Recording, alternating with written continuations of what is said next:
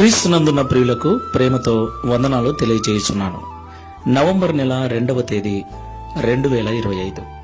ఈరోజు దేవుడు మనకు చేస్తున్న వాగ్దానం ఏమిటనగా యెషయా గ్రంథము 41వ అధ్యాయము 11వ వచనం.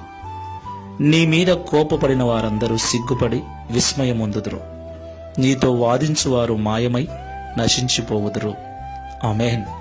నా ప్రియమైన సహోదరి సహోదరులారా, ఈ లోకంలో యేసుక్రీస్తు ప్రభుల వారి కాలము నుండి నేటి వరకు క్రైస్తవులకు వ్యతిరేకంగా వాదించేవారు, క్రైస్తవుల మీద అనవసరంగా కోపపడేవారు, క్రైస్తవులను నిందించేవారు, క్రైస్తవులను కొట్టి అవసరమైతే చంపే దుర్మార్గపు మనసు కలిగిన వారు చాలా మంది ఉన్నారు.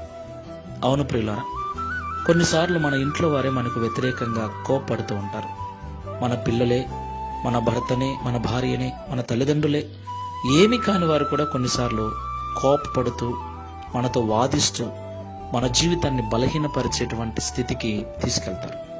అవును ప్రియులారా, అయితే దేవుడు మనతో ఉన్నాడు కాబట్టి వారు కోపపడినప్పుడు, వారు వాదించినప్పుడు తిరిగి వారితో వాదించకుండా, వారి మీద తిరిగి కోపపడకుండా, వారి మీద ఎలాంటి ద్వేషాన్ని పెట్టుకోకుండా వారి కొరకు మనం ప్రార్థన చేసినట్లయితే ఒకరోజు మన మీద కోపపడిన వారు సిగ్గుపడే విధంగా దేవుడు మనల్ని ఆశీర్వదిస్తాడు.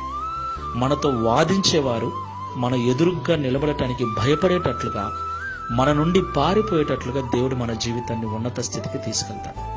కాబట్టి ఈ మాటలు వింటున్న ప్రియ సహోదరి సహోదరులారా, ఈరోజు నీ స్థితిని బట్టి, నీ అనారోగ్యమును బట్టి, అనేక కారణాలను బట్టి నీ మీద కోపపడేవాళ్ళు, నిందించేవాళ్ళు, నీతో వాదించేవారు, నిన్ను చులకనగా చూసేవారు ఎంతమందైనా ఉండని, భయపడొద్దు, బాధపడొద్దు.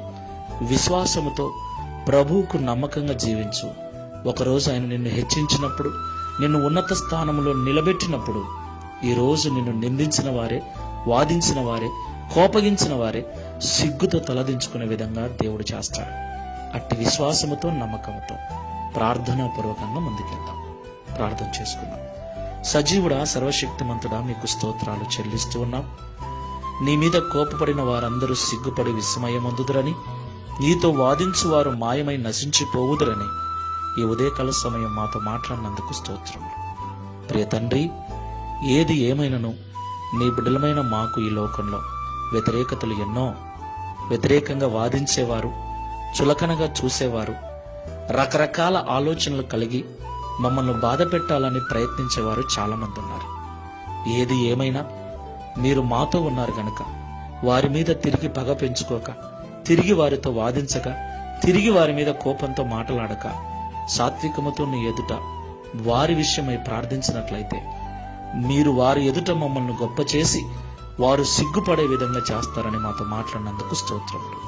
ఈ ప్రార్థనలో ఏకీభవిస్తున్న మాకందరికీ మీరు అలా చేస్తారన్న నమ్మకమును, విశ్వాసమును కలిగించి ప్రార్థనాపూర్వకంగా ముందుకు వెళ్ళటకు సహాయం చేయమని, తద్వారా ఈ దిన వాగ్దానమును మా అందరి జీవితం నెరవేర్చి మీ నామమును మహిమపరచుకున్నామని యేసు నామములో ప్రార్థిస్తున్నాము తండ్రి.